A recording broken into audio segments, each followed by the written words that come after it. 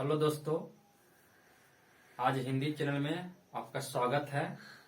आज वर्ण विचार के बारे में जानेंगे कि वर्ण क्या होता है, वर्ण किसे कहते हैं, अक्षर किसे कहते हैं और उसके बाद वर्णमाला क्या है, हिंदी भाषा की कितनी वर्णमाला की संख्या है, उसके बारे में बारी बारी से आज जानने की कोशिश करेंगे। तो आइए पहले हम वर्ण के बारे में जानते हैं। वर्ण क्या है यानी ध्वनि। ध्वनि क्या है यानी वर्ण क्या है। वर्ण एक रूप होता है, किसी भी ध्वनि का रूप होता है वर्ण, जिसे आकार दे दिया जाता है। यानी क हम जब बोलते हैं तो इसको आकार मिल गया तो ये वर्ण हो गया। आ बोलते हैं तो इसका देखते हैं आंख की भाषा वर्ण हो गई। और जब हम कान की भाषा सुनते हैं आ यानी सुनते हैं क, तो क जो ध्वनि है ये ध्वनि बन गई। और जब लिखा जाता है आंख की भाषा में तो इसको वर्ण कहा जाता है। वर्ण को ही अक्षर कहा जाता है। अक्षर जिसका क्षर न हो यानी नाश न हो यानी अक्षर। हम वर्ण की परिभाषा है, वर्ण उस मूल ध्वनि को कहेंगे जिसके खंड या टुकड़े न किए जा सके। जैसे देखिए हो गया का, ये खा, ये ग, यानी ये शुद्ध रूप में है, ये शुद्ध है, शुद्ध ध्वनि हो गया। अब जब इसमें हम मिलाते हैं ग प्लस आ बराबर ये ग, ये हो गया मिश्रित ध्वनिया। उसी प्रकार से आ ई ये सब ये वर्ण है, इसके अब खंड या टुकड़े नहीं किए जा सकते। जैसे आ को देखिए, आ के अब इसका खंड नहीं हो सकता है। आ देखिए,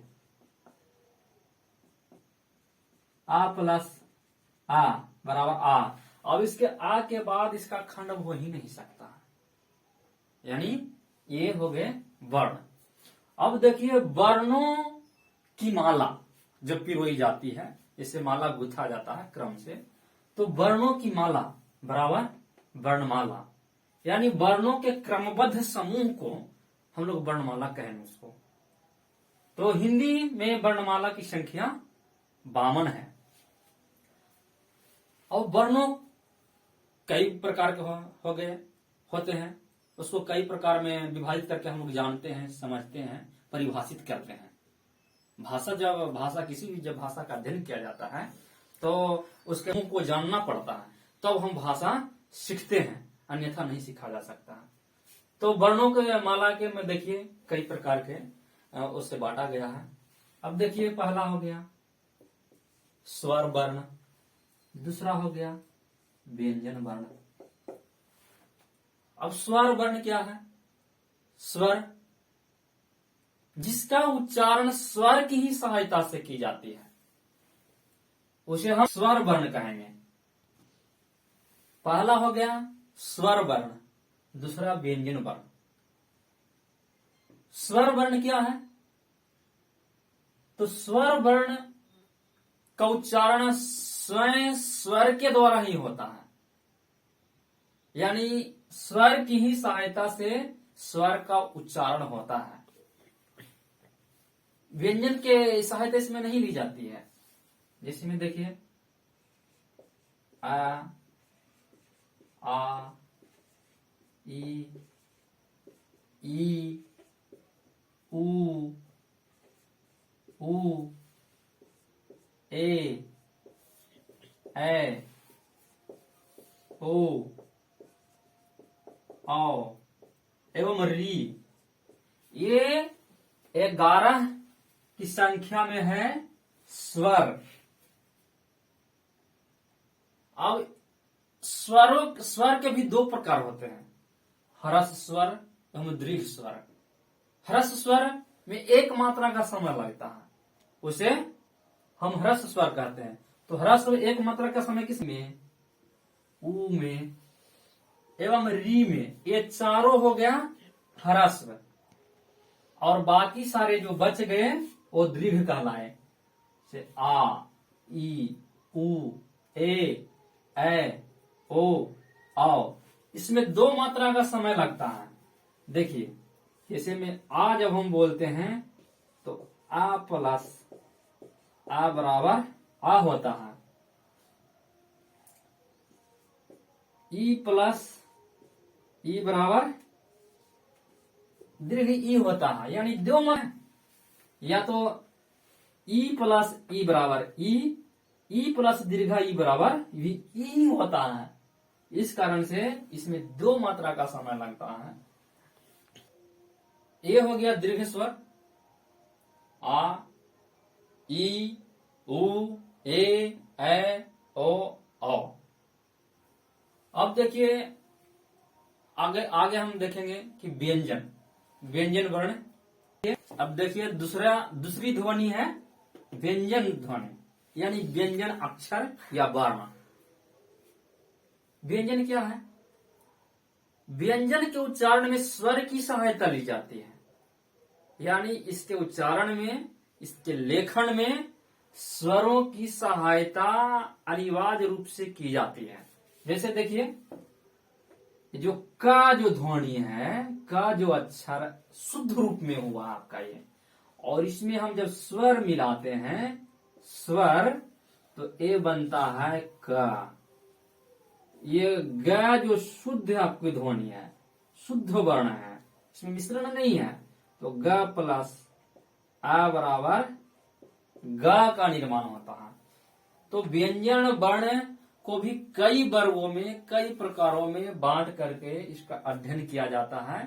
दूसरा है व्यंजन, और व्यंजन भी देखिए कई प्रकार में विभक्त है। दूसरा व्यंजन ध्वनि, व्यंजन वर्ण है, इसकी संख्या 39 है। व्यंजन वर्ण की संख्या 39 है। इसे भी कई प्रकार में विभक्त करके अध्ययन किया जाता है, सिखा जाता है, अध्ययन किया जाता है। तो पहला देखिए स्पर्श, स्पर्श व्यंजन, इसकी संख्या 25 है स्पर्श व्यंजन की। इसमें देखिए बारी बारी से स्पर्श व्यंजन कौन कौन है देखेंगे। कवर्ग,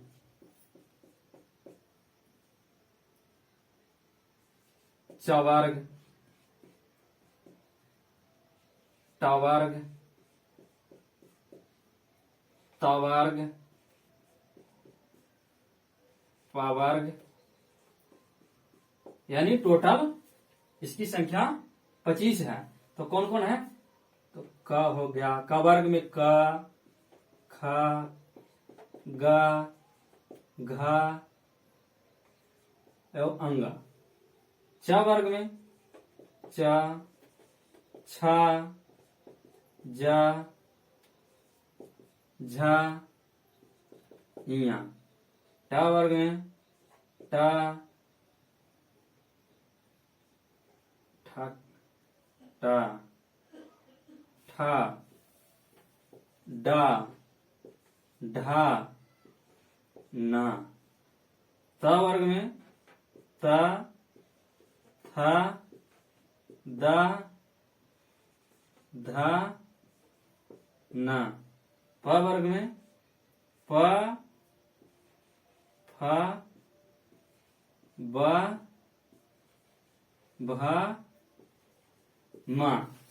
ये देखिए संख्या 25 है। अब क वर्ग का उच्चारण कंठ से होता है। क, ख, ग, घ, अंगा, कंठ से हवा निकलती है।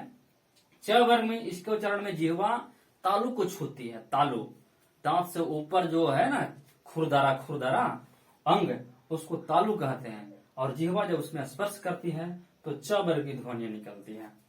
ट वर्ग में जिह्वा मुंह के छत को छूती है। मूर्धा, जो मुंह का छत है ना, वो उसको मूर्धा कहते हैं। तो उससे ट वर्ग का उच्चारण होता है, जिह्वा ऊपर को छूती है। जैसे ट, ठ, ड, ढ, न।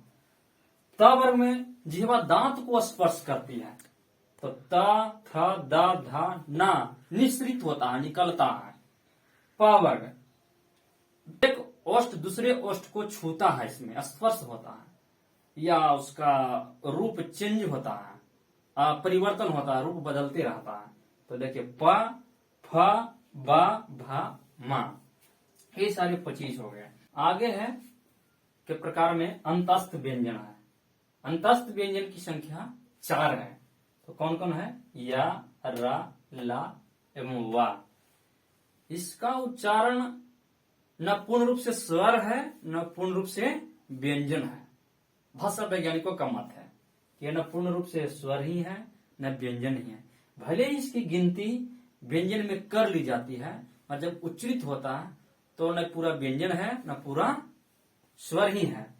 भाषा वैज्ञानिक, आधुनिक भाषा वैज्ञानिक का मत है कि जो ये दो ध्वनि है या एवं वा को घोषित कर रखा है कि अर्ध स्वर है, अर्ध स्वर या एवं वा को।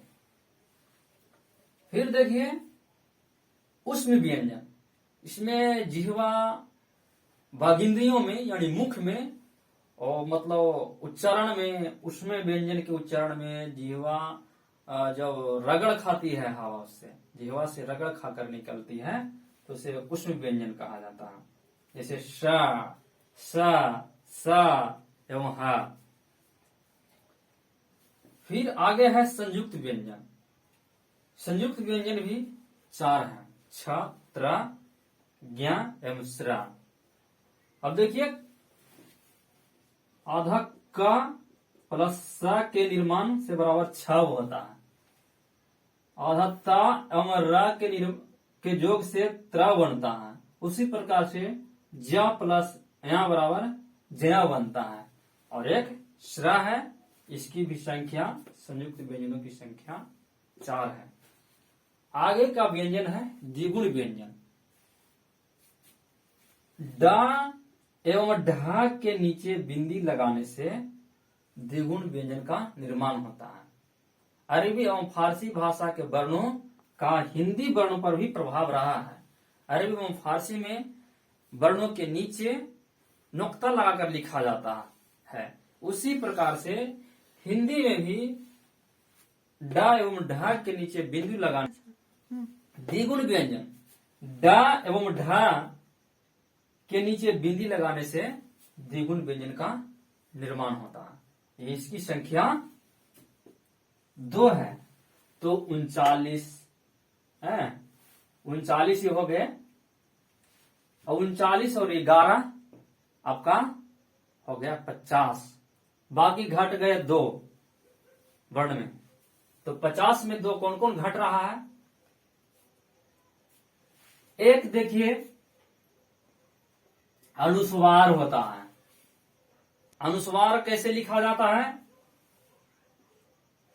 वर्णों के ऊपर बिंदी लगाने से, अनुस्वार लगाने से लिखा जाता है। इस रूप में इसको लिखा जाता है।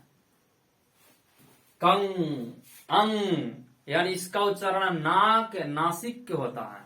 नासिका के द्वारा इसका उच्चारण हवा निकलती है उच्चारण में। तो इसका लेखन अनुस्वार का इस रूप में होता है।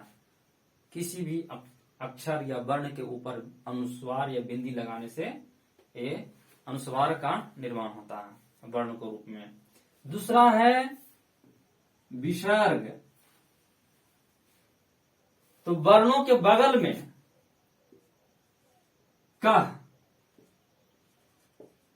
आह ऐसे लिखा जाता है। 2 बिंदी बगल में लगा दिया जाता है ऊपर नीचे करके, तो ये विसर्ग कहलाता है। और विसर्ग का उच्चारण में हकार की ध्वनि निकलती है, यानी वो हा के जैसा उच्चारण होता है। इस प्रकार से ये विसर्ग का उच्चारण होता है और लेखन इस रूप में होता है, 2 बिंदु के रूप में। तो कहा जाता है, हम लोग जान गए कि हिंदी भाषा में कुल टोटल 52 वर्ण हैं। और इतना ही आज के लिए, और धन्यवाद।